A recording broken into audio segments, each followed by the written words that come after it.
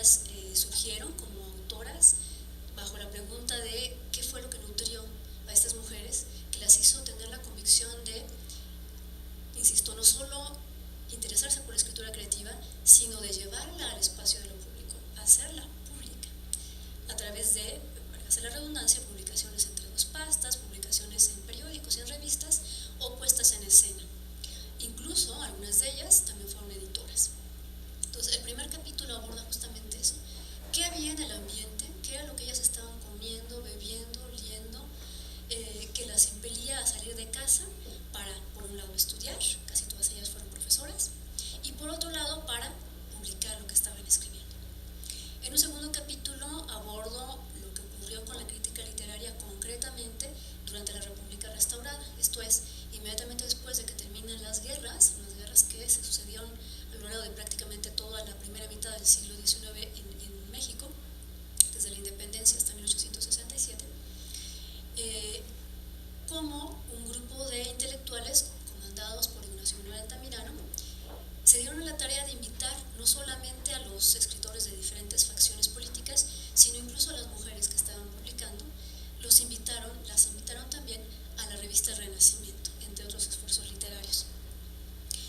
En esa primera etapa, lo que encuentro es que hay una enorme felicidad, una alegría, porque las mujeres están también escribiendo cosas muy interesantes y están demostrando con su obra literaria que el programa político y el programa educativo, primero de la Reforma y después del Porfiriato, está haciendo muy buen trabajo, tan buen trabajo que incluso las mujeres están publicando.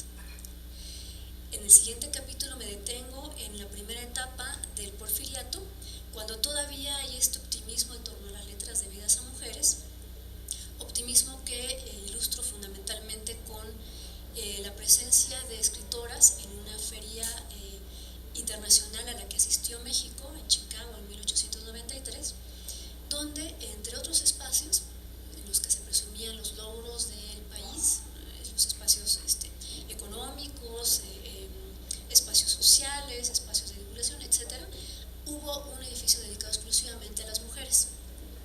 Y en ese edificio hubo una librería dedicada a las obras publicadas por mujeres en todo el mundo. Y México participó con unas cuantas, pero lo hizo con enorme orgullo.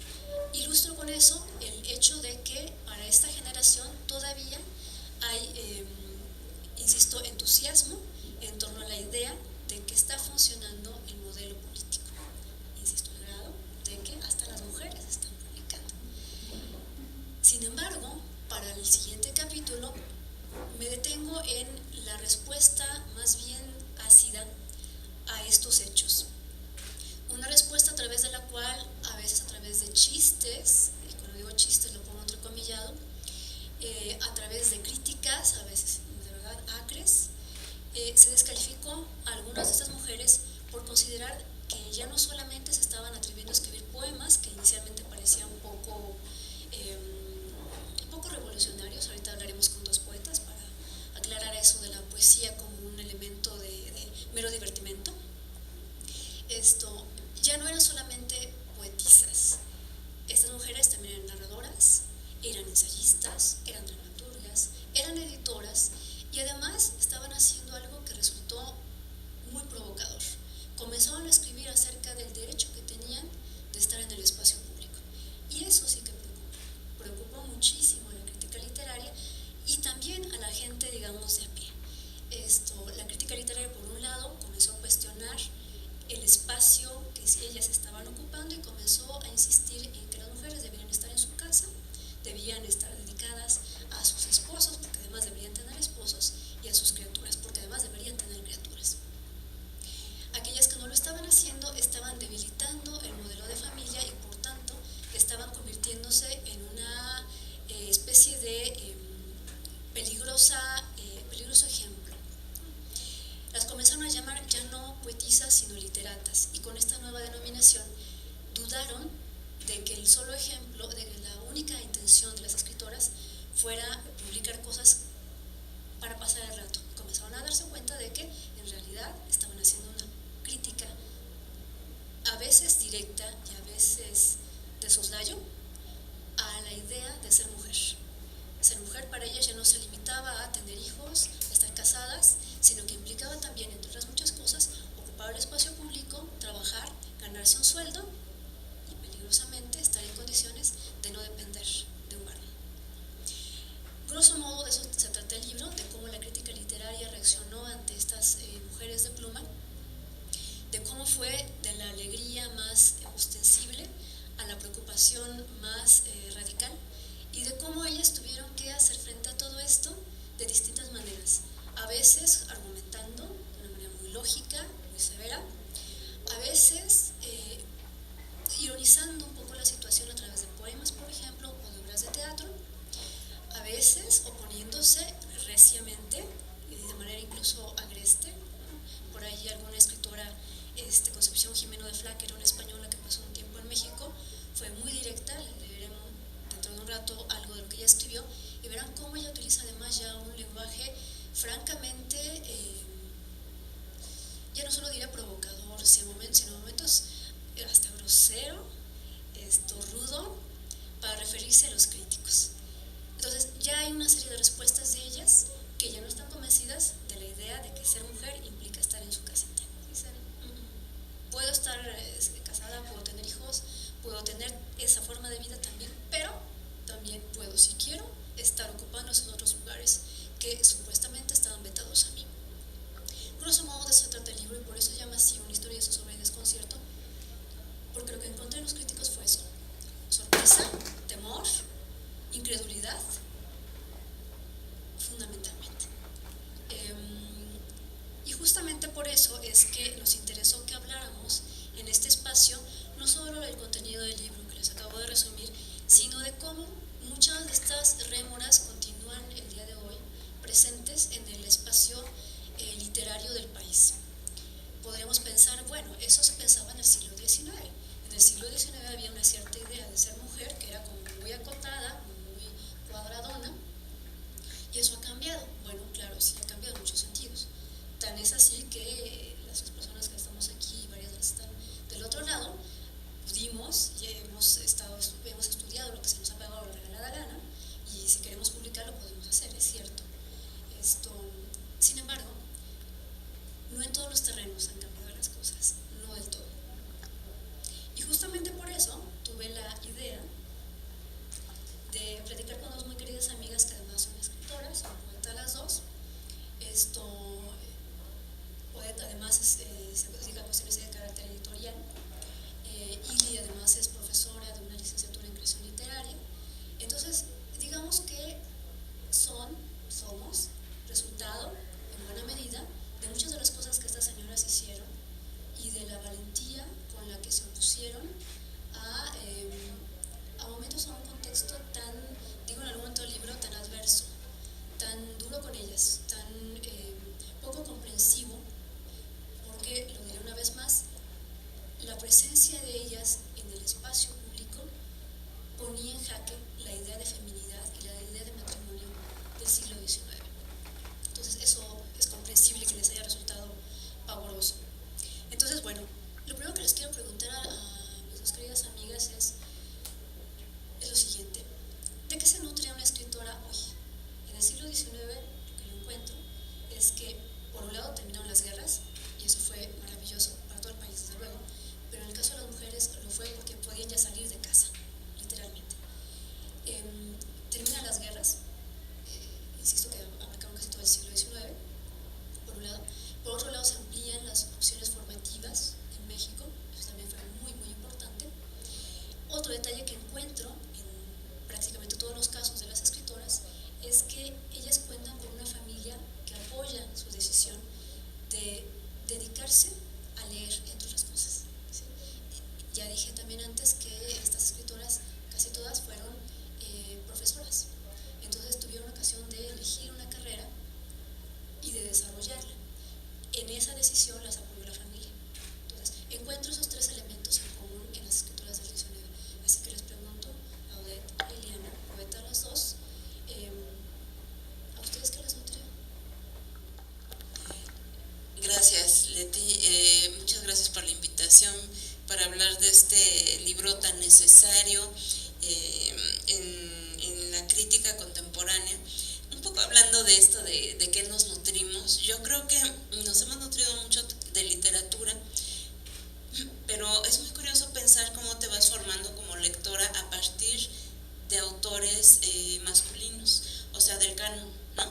Y en un momento, ayer estaba acomodando unos libros, que es la colección de literatura universal, ¿no? 100 libros, y estaba pensando en el libro de Leti, porque de los 100 libros, ¿no?, de la colección de literatura universal, resulta que uno solo es una mujer, de Emily Bronte.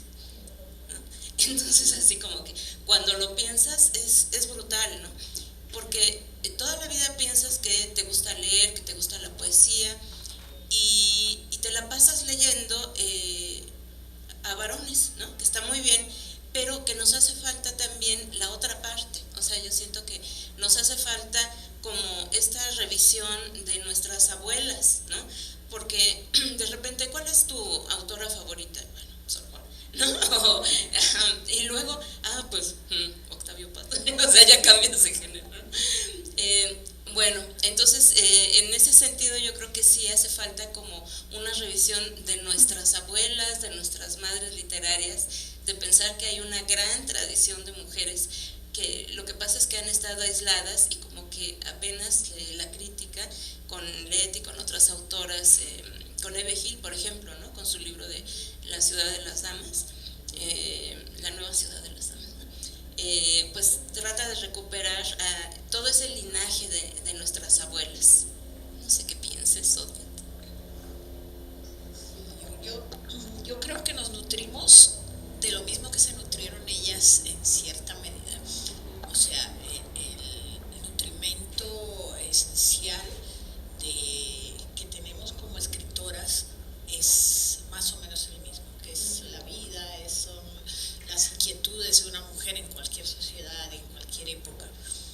Pero en el momento actual nosotras tenemos toda la ventaja de ese linaje de mujeres y de literatura de hombres que hay detrás de nosotros y que nos sostiene.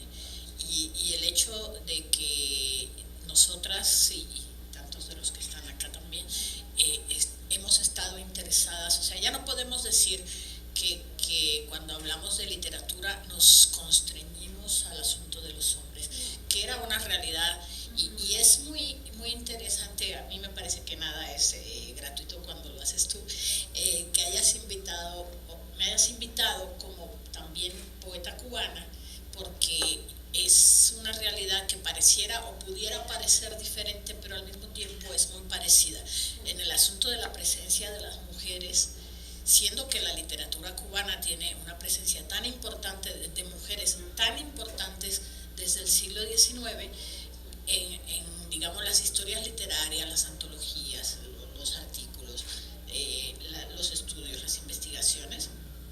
Era tradición, y sospecho que lo sigue siendo, que cuando se nombra a los escritores en general, se nombre primero a los escritores varones y luego a las mujeres, como si fuera un favor que se les hace a las señoras de incorporarlas en esa lista. O sea, siempre se dice Martí, Heredia y luego la Avellaneda. Nunca se dice la Avellaneda primero y luego un montón, no sé, el Bases y otra serie de y eso pasa hasta ahora. Y yo siempre llamaba la atención sobre que eso lo hacíamos nosotras mismas, o sea, nosotras mismas cuando no teníamos, o sea, yo cuando no tenía la conciencia de género que tengo ahora, yo también me decían de la literatura cubana, ¿qué puedes decir? Y yo nombraba incluso a mis compañeros de generación, a todos ellos primero, siendo que algunos de ellos no eran mejores que nosotras, primero a ellos y luego a Damaris Calderón y a Teresa Melo y a Marilena Hernández y a mí, pues, como eso era una costumbre, una inercia y lo importante que es que nosotras, todos los interesados, nosotros, todos los interesados en la literatura que han escrito las mujeres en el continente y en el mundo, vayamos rescatando ese linaje.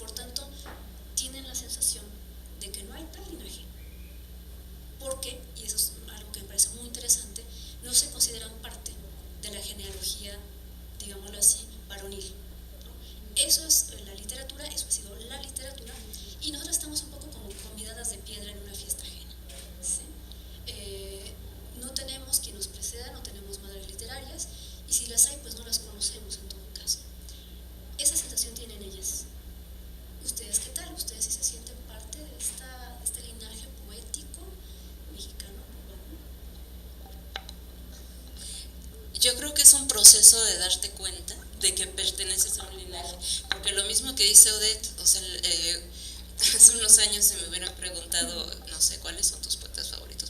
Los contemporáneos, ¿no? Y sí, o sea, sí, desde luego, ¿no? Pero cuando te das cuenta de que no solamente Sor Juana escribió, ¿no?, en la colonia, de que hubo una profusión de monjas que en sus conventos escribían sus diarios espirituales, y que en los diarios espirituales había poesía, buena poesía religiosa, mística a veces, que las señoras se dedicaban a entrar a los concursos literarios, ¿no?, como mencionas en tu libro y como se ha investigado, ¿no? Entonces te das cuenta de que realmente hay una genealogía, pero es una genealogía que hay que reconstruir. O sea, no se da de manera natural como en los escritores varones, que ya saben cuál es el que los precedió, con cuál hay que pelearse porque es tu padre y entonces mejor congenias con el abuelo, ¿no? En el caso de ellos. En el caso de nosotras, yo creo que nos adscribimos como de manera natural a esa tradición, pero en un momento dado te das cuenta de que hay otra tradición, que es el de tus abuelas y el de tus madres literarias, y que es sumamente interesante también leerlas, y que tienen desde luego tanto derecho literario como el de ellos, ¿no? Y hasta me atrevería a decir que es más rico investigarlas justamente porque no hay tanto escrito sobre ellas, ¿no? Yo hice una tesis de doctorado sobre una monjita que nadie conoce, que se llama Sor María de la Antigua, que es una monja española, y entonces pues eso de rastrear, ¿no? Bueno, a mí se me hace sumamente interesante voltear los ojos a nuestras abuelas, ¿no?, como reconstruir esa genealogía.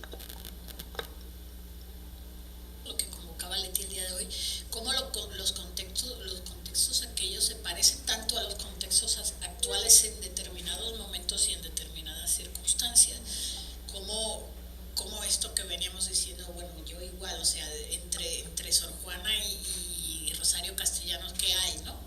Y entonces toda esa investigación que tú haces es muy importante. En el caso de Cuba, pues hay una tradición poética muy fuerte, y sí hay un reconocimiento de esa tradición poética, pero pasa lo mismo que entre la Avellaneda y Dulce María o Fina García Marrús, pues hay todo un montón de poetas importantes, de la importancia de Luisa Pérez de Zambrana o de Juana Borrero o de una serie de poetas que también se pierden un poco, se desdibujan porque son más importantes, o porque por lo menos los poetas hombres tuvieron como esa presencia que esa sociedad les permitía tener, esa fuerza de ser ellos los primeros mencionados para empezar, ¿no?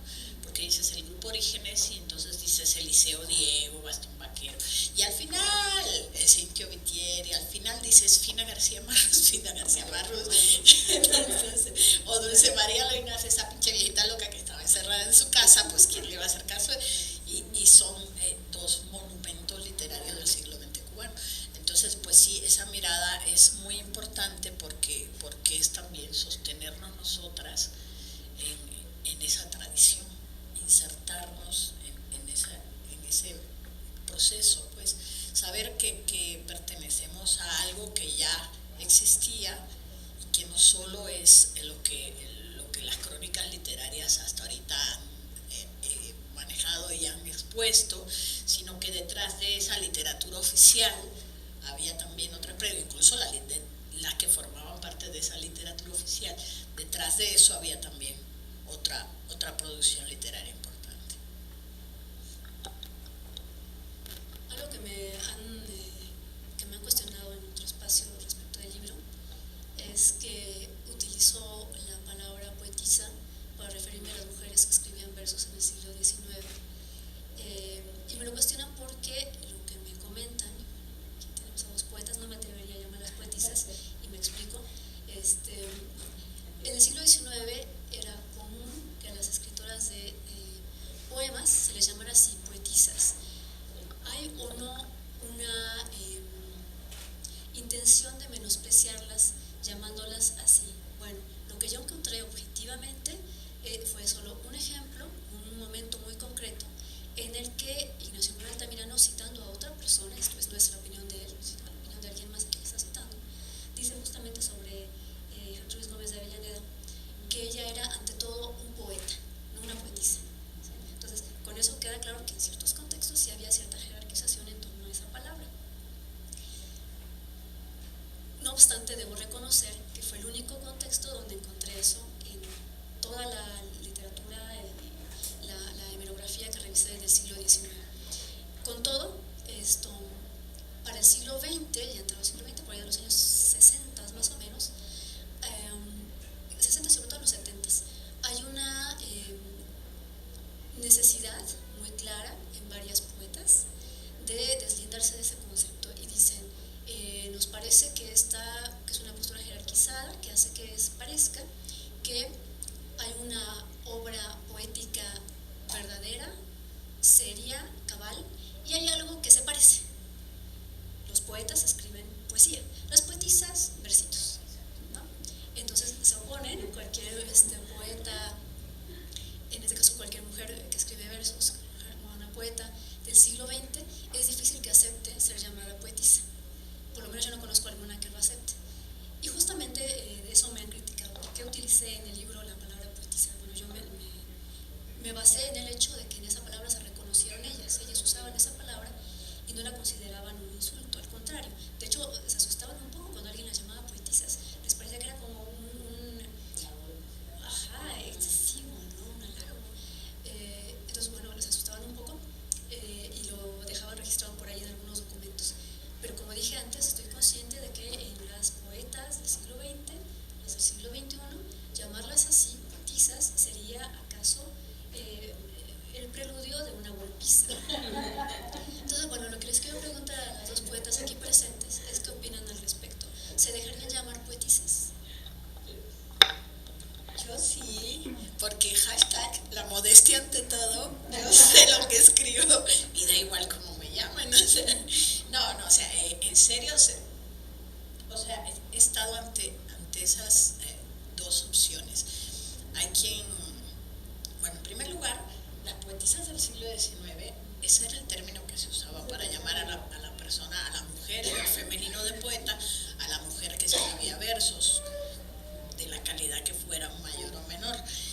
El término poetisa en aquel entonces no denigraba, pero el término poeta vestía. O sea, tú eras poetisa y estaba perfecto, eras una mujer que escribía versos y podías escribirlo hasta muy bien y wow, pues qué poeta, qué poetisa.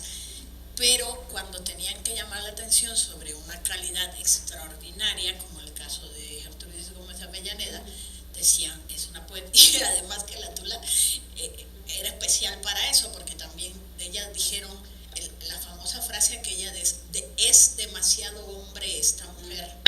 O sea, no es demasiado mujer esta mujer, sino es demasiado hombre esta mujer. O sea, vestía el que te llamaran de modo masculino, ¿no? Que los hombres aceptaran que tú formabas parte de esa cofradía que podía llamarse poeta u hombre, en el caso de que tu literatura fuera de cierta calidad o fuera aceptada por ellos.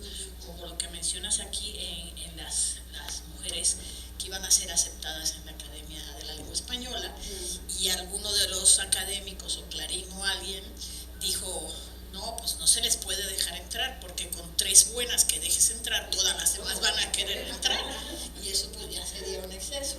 Entonces, para volver al caso personal, me he topado el caso de que me dicen poeta o poetisa, en ambos casos tratando de halagarme. O sea, hay viejitos o personas de mayor edad que cuando le dices, no soy poeta, te dicen, no, tú eres poetisa. O sea, hay como una estirpe también en ese término que permite que eso te engalanes si eres poetisa y no poeta. Y al mismo tiempo hay la otra cosa, ¿no? El que ya decir poetisa es cualquier señora que escribe unos versitos. Y bueno, ya nadie se deja decir poetisa, ni las que escriben los versitos, o sea, tampoco se dejan llamar poetisa. Entonces es un término como en desuso, como una lejana reminiscencia de esos años, de esos tiempos que estudias, y un término así que queda como un poco legendario, y ahora pues todo el mundo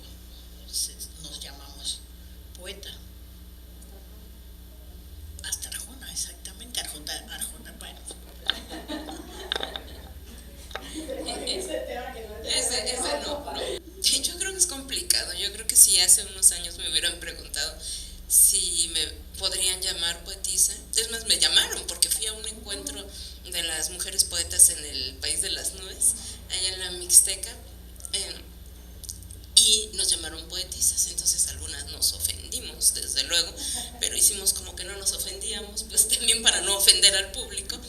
Y bueno, yo creo que en esos años sí lo sentía yo como un insulto, pero digo que es complicado porque así como he ido pensando esto de las genealogías femeninas y todo esto, de repente hasta se me antoja otra vez volver al término poetisa, justamente para enfatizar que hay un femenino, ¿no?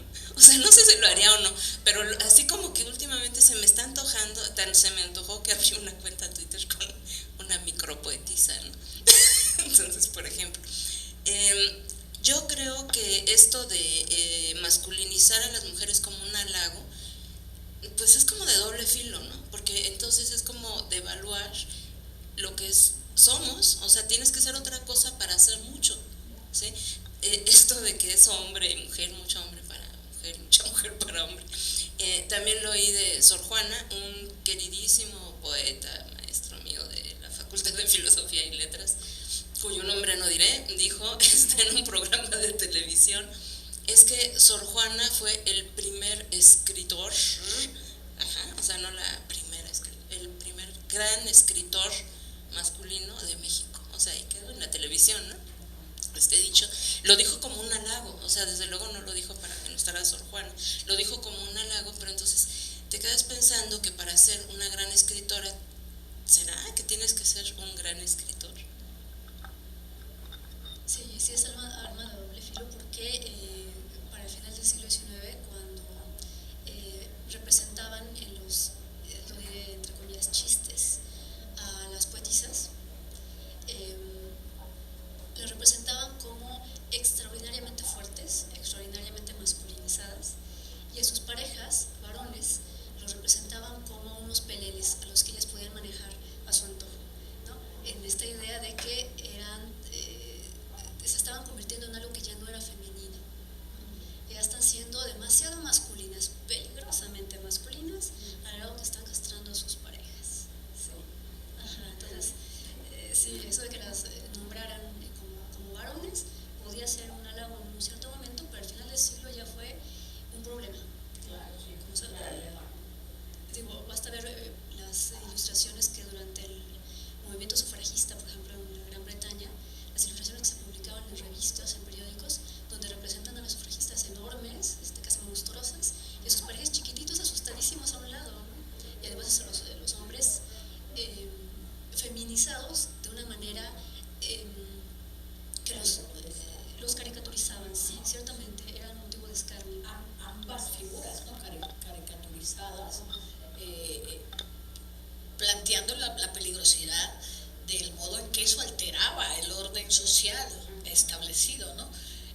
Cómo las mujeres iban a ocupar las posiciones de los hombres en la vida social siempre que había sido contraria a la situación. Entonces, eso también era una llamada de atención a los hombres, o sea, míralo como se ven ahí en esas caricaturas, reaccionen, controlen esas señoras, ¿no? O sea, porque se nos está yendo de la mano.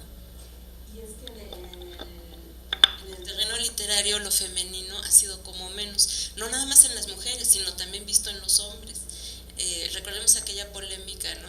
Sobre la literatura en México en el siglo XX, en la que participaron los contemporáneos, y hablaban de una literatura afeminada, ¿no? Y entonces era como para insultar a estos escritores, ¿no? Y desde luego en aquella época a nadie se le ocurrió pensar, pues qué bien, ¿no? O sea, qué bueno que es afeminada, o sea, qué bueno, porque afeminado entonces siempre ha sido un insulto para hombres y no sé si para mujeres también, ¿no? También. Por eso la poesía ya era una casilla, claro. Y sí, es interesante eso porque llama la atención nuevamente sobre las posiciones que debían ocupar hombres y mujeres en la vida social y cómo al contrario la castración represión de la mujer dentro de la familia en las épocas históricas, pues, al alterarse eso, se alteraban los papeles. O sea, es que no hay una manera, no ha habido una manera de entender esto, no como la guerra de los sexos, sino como una cuestión de las posibilidades, las capacidades, las habilidades de desarrollo de unos y otros, sin menoscabar el lugar o la posición del otro sexo en ese mismo ámbito.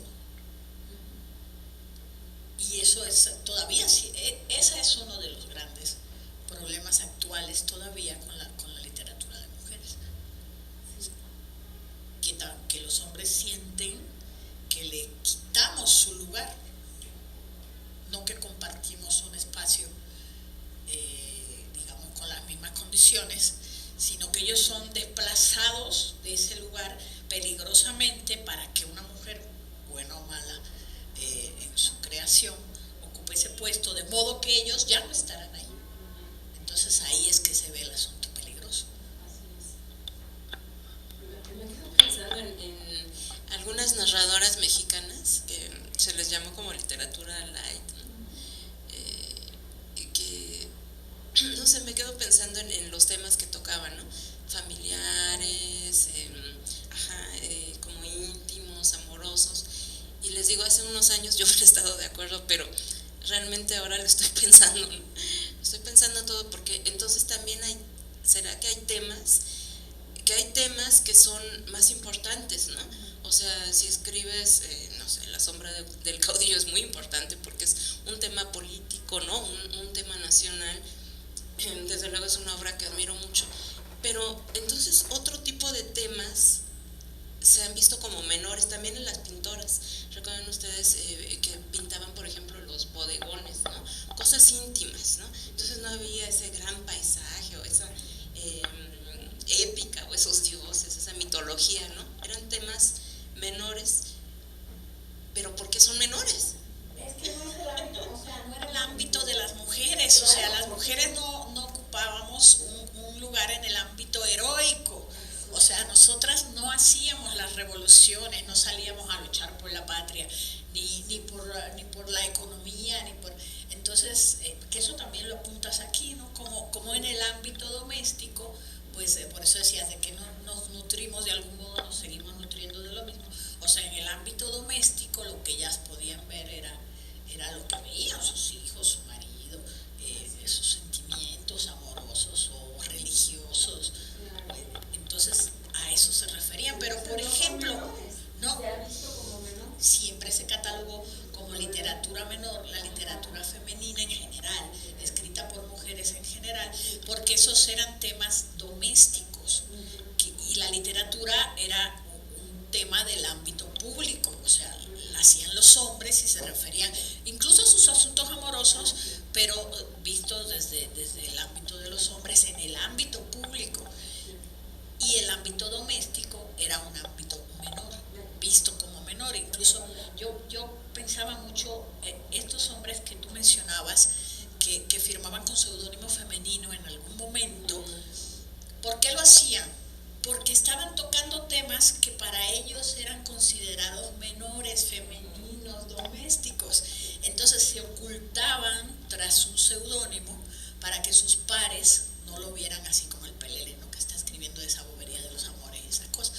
Entonces, cómo todo eso se movía en esos dos ámbitos. Sí, pero es terrible que todavía ahora, o sea, todavía ahora estamos, yo creo que ya desde luego han cambiado muchas cosas, como dice Leti, ¿no? Pero otras siguen ahí como un lastre, ¿no? O sea, todavía hay esa imaginación de que esos temas son menores, de que los grandes temas filosóficos, yo creo que por eso Sor Juana sobresale, ¿no? Entre las demás escritoras, por el tema, no sé, filosófico, profundo, demás del sueño, ¿no? Pero cuando las otras mujeres hablaban del amor y hablaban de todo esto, era así como, bueno, son poetisas, ¿no? Son poetisas. Pero es un afán de no ver también los grandes temas que claro, que los grandes temas pueden ser la vida y el amor. O sea, los grandes temas son la vida y el amor.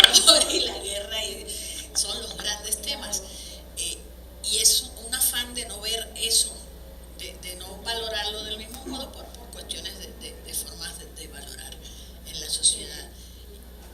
Y eso pervive en ciertos momentos en la actualidad, no siempre, no en todos los sectores, no en todos los ámbitos, no en todos los hombres. Y es interesante cómo no en todos los hombres, no en todas las mujeres, cómo se repiten tácitamente fórmulas que a lo mejor ya no tendrían ni razón de ser, como eso de considerar la literatura romántica. Ojo, romántico. Romántico derivó en sensiblero, lastimero, llorón, cuando lo romántico es la liberación del yo, la aventura, la libertad, efectivamente. Y se llama romántico desde entonces a todo lo que es baladí, lo que no tiene más, ay, los amores tontos, ¿no? Como si hubiera amores tontos. Antes de que el público piense que vamos a comenzar a golpear hombres aquí, quiero leerles dos cosas que son propiamente del siglo XIX. Una es la respuesta que da una de las escritoras a las críticas a las que tiene que estarse enfrentando, y otro texto forma parte de algo que escribe un autor, un varón, pues, acerca de la circunstancia en la que tienen que escribir las mujeres. Bueno, leo primero lo que responde una mujer. Ella dice: las literatas tienen en contra suya a los estúpidos, los ignorantes, los burlones de oficio, los pedantes de profesión, los poetastros, los retrógrados, los entendimientos apolillados, los hombres de ideas rancias y las mujeres necias. No quedan en apoyo de las literatas más que los hombres de verdadero talento, que desgraciadamente están en minoría. Esto lo escribe Concepción Jimeno de Flandes, una escritora española que estaba en ese momento viviendo en México, a principios de los 80, en el 82. Y esto otro lo escribe 11 años después, en el 93. Germana Mézaga lo publica, él es peruano, pasó una temporada en México, se entrevistó con muchas escritoras, con escritores acá, y después regresó a su tierra. Y en Argentina publicó un libro dedicado a los escritores mexicanos. Y en ese libro dice de Laura Méndez de Cuenca, de quien Víctor conoce muchas cosas, dice lo siguiente: periodista ayer, ha saboreado los amarguísimos frutos de tal empleo. Con las señoras que se permiten pensar y escribir, hay menos urbanidad entre nosotros que con aquellas que no hacen sino bailar y abrirse el escote hasta la cintura. Los seres más calumniados son, sin disputa alguna, las literatas que obtienen triunfos ruidosos. Hombrecillos ignorantes y brutos que ante una mujer de talento no saben decir palabra, esos son los enemigos más implacables que ella tiene. Esto lo está diciendo un varón, ni siquiera es una mujer. Esto lo leo un poco para que se den cuenta de que no estamos exagerando cuando decimos que la recepción que tuvo la escritura de ellas en algunos momentos fue verdaderamente agreste. No solo lo notaban ellas, lo notaban también los escritores que por acá andaban, y se podían dar cuenta de hasta dónde las críticas estaban siendo a momentos demoledoras, temibles. Yo por eso tengo tanto respeto por estas escritoras, porque sé que se enfrentaron a problemáticas de verdad serias. Y en ese sentido le querría preguntar a nuestros dos poetas aquí presentes si a ustedes en algún momento la crítica literaria les ha escatimado algún reconocimiento específicamente por ser mujeres.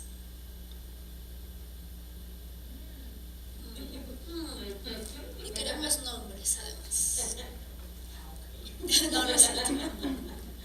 Les comentaba en algún otro momento que hace varios años, en uno de los concursos literarios que tiene la Universidad Nacional Autónoma de México, punto de partida, gané el concurso de cuento breve. Y cuando abrieron el sobre donde está el nombre, porque se presenta el documento con seudónimo, estaban muy sorprendidos quienes evaluaron aquella vez los cuentos, porque decían que aquello que había ganado, o sea, mi texto, era un texto muy masculino. Y que sorprendían. Se llama Leticia, ¿cómo? ¿Es una mujer? ¿Quién escribe esto es una mujer? Sí, qué buena es. Exacto. Escribe como hombre. Exactamente. Entonces, eso es interesante porque hay una cierta idea preconcebida acerca de que el talento tiene ciertas características que además se asume que son características masculinas, ¿no? Entonces, bueno, un poco a eso me refiero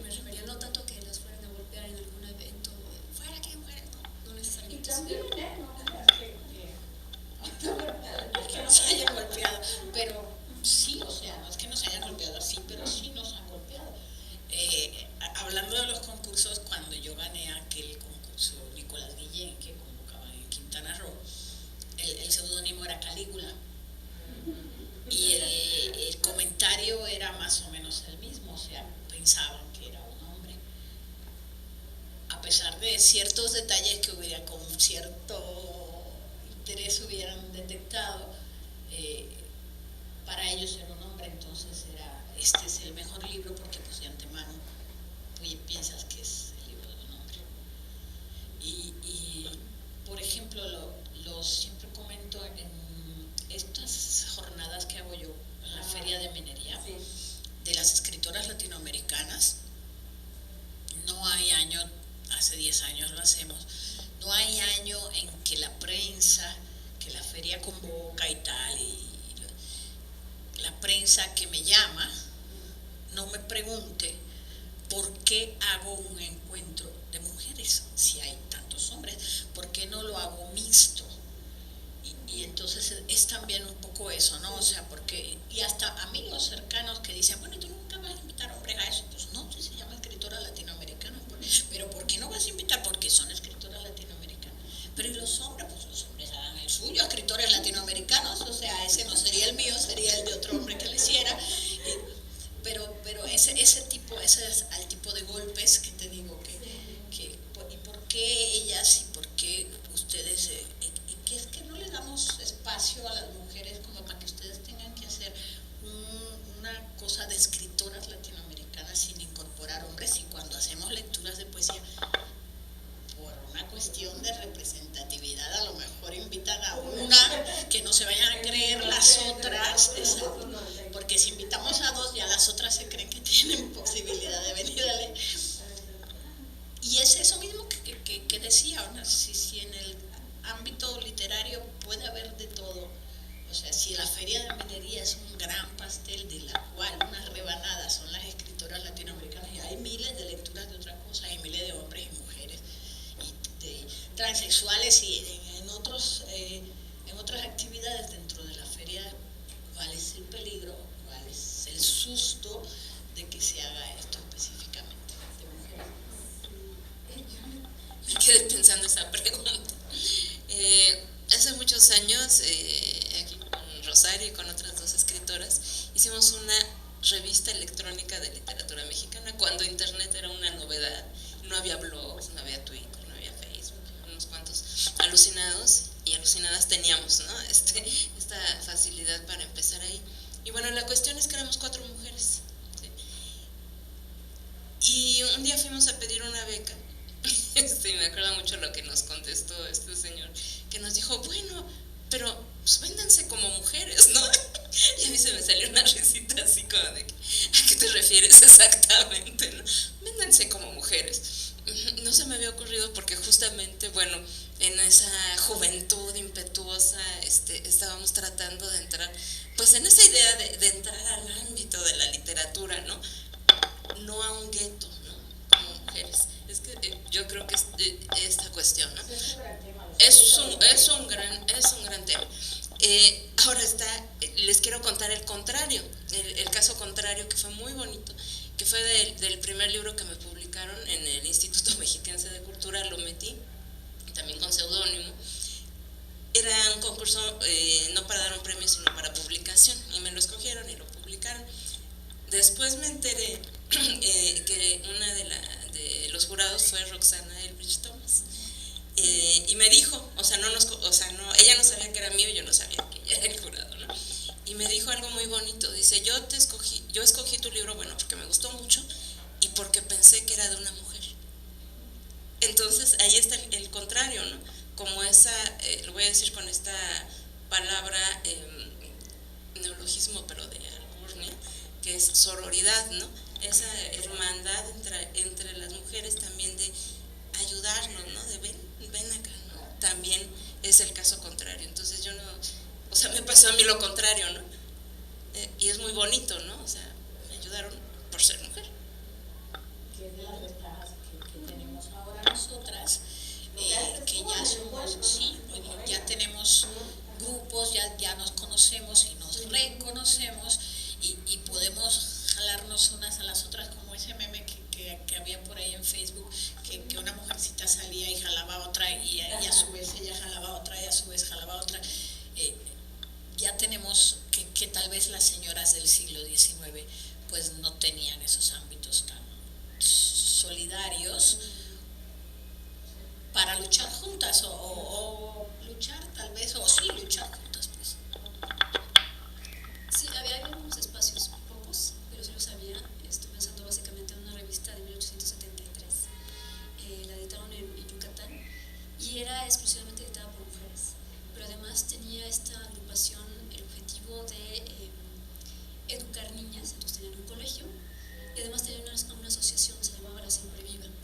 Y en esa asociación que tenía la revista y tenía la escuela, formaban a mujeres en buena medida la idea de que tenían el derecho de estar estudiando lo que quisieran, les formaban como profesores, que era lo más usual en esos años. Esa es una y otra, una revista que se publicó ya en 1904, del 4 al 7, que forma parte del trabajo que hizo algo que entonces se llamó la Sociedad Protectora de la Mujer.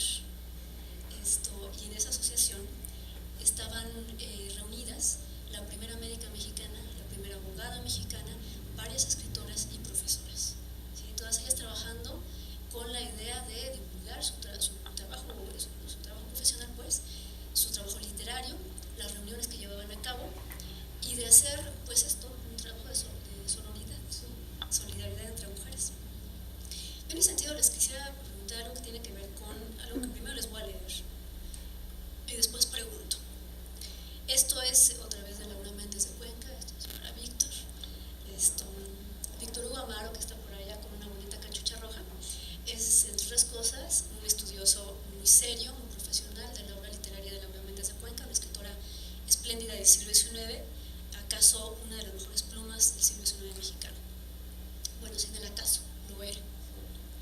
Bueno, Laura Méndez escribe esto en 1907. Dice: me acuerdo con gusto de una señorita a quien un impertinente quiso molestar en una reunión. Al presentarle al individuo descomedido, la persona que tenía a su cargo esa ceremonia hizo 1000 elogios del talento y la ilustración de la joven, a lo que él comentó: una mujer inteligente es adorno exquisito en sociedad, pero inadecuada para el lugar. A la verdad, yo no me casaría con una mujer inteligente. La aludida respondió con viveza: no tenga usted temor de que eso ocurra, pues ninguna mujer inteligente se casaría con usted. Bueno, lo que quiero traer a colación acá es que las respuestas de varias de las escritoras fueron de este orden. Algunas fueron como la de Laura Méndez, irónica, burlona. Otras fueron como